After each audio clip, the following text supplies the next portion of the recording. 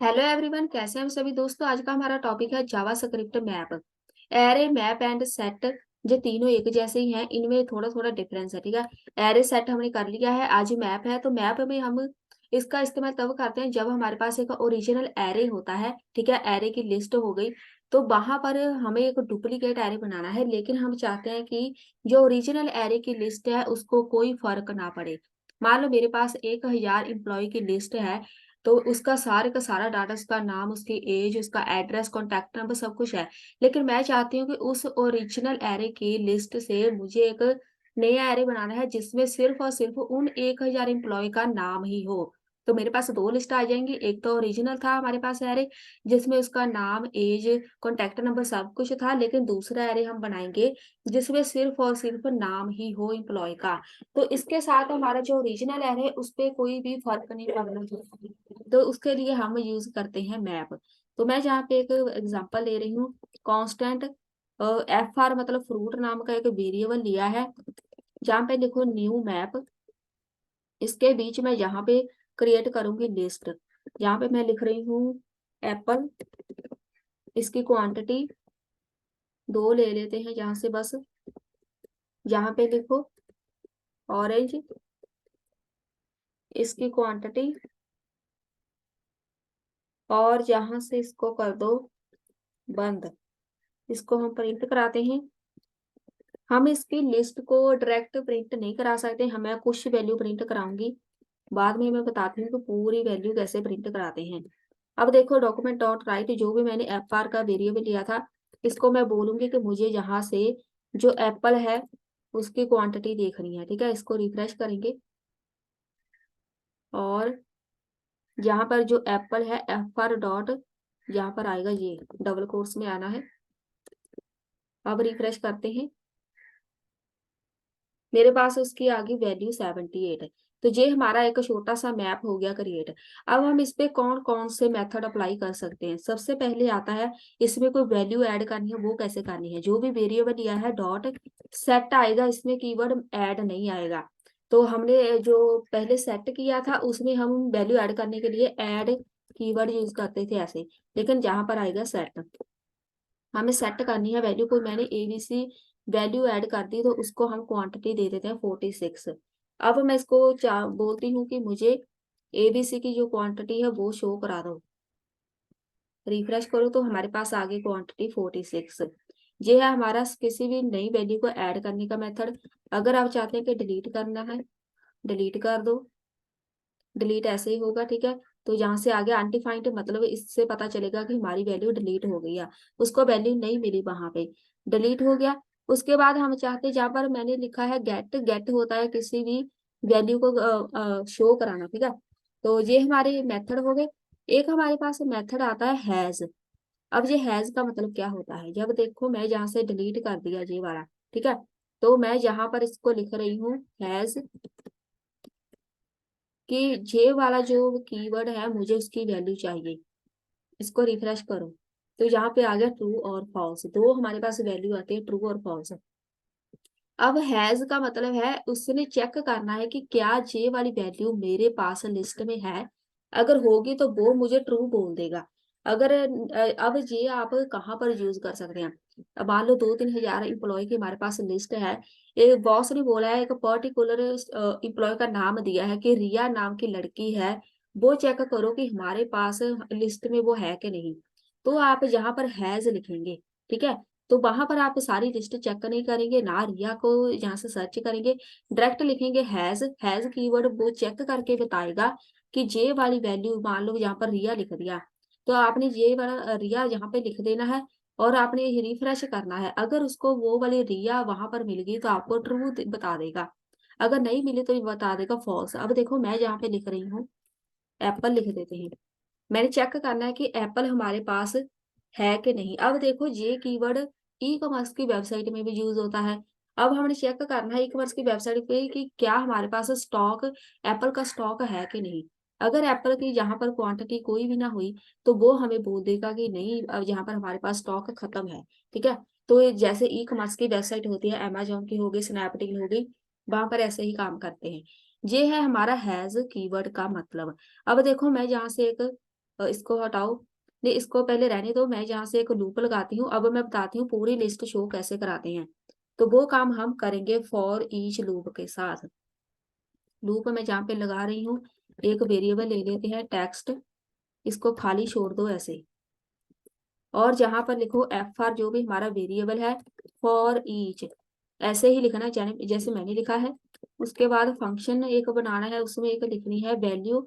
ये वैल्यू कुछ भी हो सकती है।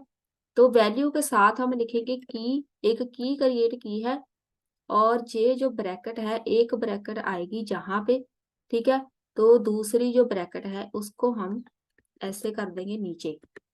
अब देखो जे वाली जो ब्रैकेट फंक्शन की, वो जहां पर खत्म होनी चाहिए, और जहां पर आएगा हमारे पास इधर, इधर आएगा हमारे पास टेक्स्ट जो भी वेरिएबल लिया था, जहां पर लिखेंगे प्लस इज इक्वल टू की,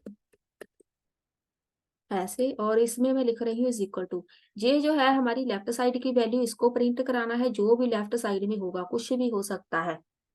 बीच में मुझे चाहिए इज इक्वल टू का साइन जहां पर। उसके बाद मुझे 78 जहाँ पे शो हो, तो उसके लिए 78 को मैं जहाँ पे लिखूंगी प्लस वैल्यू, ये जो हमने वैल्यू लिया था ना, जहाँ पर जे वाला, जे इसके लिए लिया था, जे वाली वैल्यू शो कराने के लिए। और जहाँ पर स्पेस डालो ऐसे, और जहाँ पर लिख दो प्लस। अब हम जे वाली प्लस क्यों लिख रहे हैं, अब इसमें हम लिखेंगे बी आर टैग, ताकि हमारा जो भी नेक्स्ट जो भी आएगी लिस्ट, वो नेक्स्ट लाइन में आए, एक साथ एक लाइन में ना सब कुछ शो हो जाए। ये हो गई हमारी कोडिंग खत्म। अब हम इसको कराएंगे प्रिंट, जहाँ पर हम लिखेंगे डॉक्यूमेंट डॉट राइट। अब जहाँ पे बस टेक्स्ट लिखो, तो जहाँ पर हमारे पास आ जाएगी आउटपुट, ये देखो ऐसे। अब देखो, अगर आप चाहते हैं कि, देखो सोचते होंगे कि हम इसको डायरेक्ट भी प्रिंट करा सकते हैं, इसको मैं हटा देती हूँ। मैंने डायरेक्ट लिख दिया कि जो भी मेरे पास एफ आर में है जो भी वैल्यू मुझे प्रिंट करा दो। इसको करो रिफ्रेश, तो ये देखो ऐसे आएगी आउटपुट। इसीलिए हमें जहाँ पे लगानी पड़ती है फॉर लूप। तो ये मेरे पास आ गई लिस्ट सारी, ये देखो हो गया लिस्ट। अब देखिए इसको हम कैसे, इसका जो डुप्लीकेट मैंने बताया था, डुप्लीकेट एरे कैसे बना सकते हैं। तो मैं इसी से बनाऊंगी, नई हम लिस्ट नहीं क्रिएट करेंगे। वैसे तो हम यहाँ पर लिख सकते हैं कि मुझे, मेरे पास स्टूडेंट की लिस्ट है, मुझे स्टूडेंट का सिर्फ नाम चाहिए। तो अब देखो जहां से मुझे लिखना ही पड़ेगा, क्योंकि यहाँ पर मुझे एट्रीब्यूट देने पड़ेंगे। जहाँ पे मैं लिख रही हूँ कि हमें ये वाला हटाओ, इसको लिखने का भी तरीका है एक। जहां पर लिखो नया मैप बनाना है, जहां पे मैप बना देते हैं एक। यहाँ पर हम कुछ भी नहीं लिखेंगे, मैप वगैरह कुछ नहीं लिखेंगे। मैंने एक एफ आर नाम का, अब हम इसको एम्प क्या करते हैं, मैंने एम्प्लॉय नाम का एक टेबल बनाया है। जो आपके पास ओरिजिनल डाटा होगा वो बता रही हूँ। आपके पास कुछ ऐसी लिस्ट होगी जहां पर एम्प्लॉय का नाम होगा, यहाँ पर लिख देते हैं नाम उसका, एबीसी लिख देते हैं। और जहां पर होगी उसकी एक आईडी होगी, जहाँ फिर उसका कॉन्टैक्ट नंबर, तो आईडी लिख देते हैं एक, जहां पर लिखो कॉमा, इसको कॉपी पेस्ट कर लेते हैं, पेस्ट पेस्ट। तो इसको मैं कर देती हूँ ऐसे, कुछ लिख देते हैं चलो, यहाँ पर भी। ये हो गई हमारी लिस्ट। आईडी लिख देते हैं 2, यहाँ पर लिख देते हैं 3। और ये हो गई हमारी एक लिस्ट क्रिएट एम्प्लॉय की। तो यहाँ पर मैं ये वाला भी हटा देती हूँ, लूप भी, इसको भी हटाओ। तो अब हम यहाँ पर एक नया एरे बनाएंगे, कैसे, जहाँ पे एक वेरिएबल लो कांस्टेंट नाम का। तो यहाँ पर वेरिएबल नाम कुछ भी ले लो, यू आर यूजर, मतलब यहाँ पर लिखो जो हमने ऊपर वेरिएबल लिया था एम्प नाम का, एम्प डॉट, यहाँ पर लिखो मैप। और जहाँ पर मेरे पास आएगा एक, जो मैंने अभी यूआर नाम का वेरिएबल क्रिएट किया वो, और जहां पर एक ये वाला आता है हमारे पास ऑपरेटर, और जहां पर हमारे पास आएगा एक, जो हमने ये यूआर लिखा है, यूआर का लिख देते हैं। जे वाला जो मेरे पास है ना, एक हमारे पास एक ये वाला वेरिएबल होगा, ठीक है। एक होगा जे वाला मैंने क्रिएट किया है, लेकिन एक होगा हमारे पास मैप नाम का, तो इसको मैं UR1 लिख रही हूँ। ये 3 वेरिएबल आपने क्रिएट करने हैं। UR1 लिख दिया हमें, तो वो जो UR1 है वो आएगा जहां पर UR1 से मुझे चाहिए नाम, सिर्फ और सिर्फ नाम मैंने एक्सेस करना है। मुझे नाम जो है ये वाला नई लिस्ट चाहिए मुझे एम्प्लॉय की, उसमें सिर्फ और सिर्फ नाम हो। तो जहां पे पहले मैं शो करा देती हूँ ताकि पता चले कि कहीं पर एरर है कि नहीं। तो जहां पर आएगा ये वाला UR का वेरिएबल UR, पहले रिफ्रेश कर देते हैं। तो जहां पर देखो ये हमारा बन गया एक नया ये वाला एरे। अब मेरे पास ओरिजिनल एरे था, ये आपको अब ज्यादा समझ आएगी। मेरे पास ओरिजिनल एरे है, ये वाला सारी की सारी इंफॉर्मेशन है, लेकिन मुझे बॉस ने बोला है कि मुझे एक नई लिस्ट दो बना के, जिसमें सिर्फ और सिर्फ सारे एम्प्लॉय का जा तो नाम हो या आईडी हो। जरूरी नहीं जहां पर नाम मैंने लिखा है तो नाम ही लिखेंगे, मैं आईडी लिख देती हूँ। आईडी लिखो तो रिफ्रेश करो, अब देखो सारी की सारी आईडी आ जाएंगी।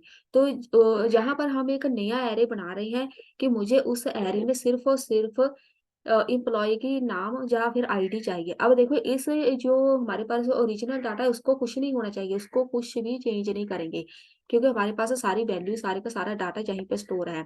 इसके साथ कोई छेड़खानी नहीं होगी, बस हमारे पास एक नई लिस्ट बन के आ जाएगी जो अभी आई है। यहाँ पर देखो अगर मेरे पास 3000 एम्प्लॉय है, मेरे पास 3000 एम्प्लॉय का डाटा आ जाएगा सामने। ऐसे हम करते हैं फेच डाटा हमारे मैप के साथ। और भी बहुत सारे एग्जाम्पल है, एक ही नहीं। आप इसके साथ अपनी जो भी आपके पास प्रोडक्ट है, ई कॉमर्स की वेबसाइट है, जो भी प्रोडक्ट है वो आप फेच कर सकते हैं। तो आज की वीडियो में बस इतना ही, मिलते हैं नेक्स्ट वीडियो में।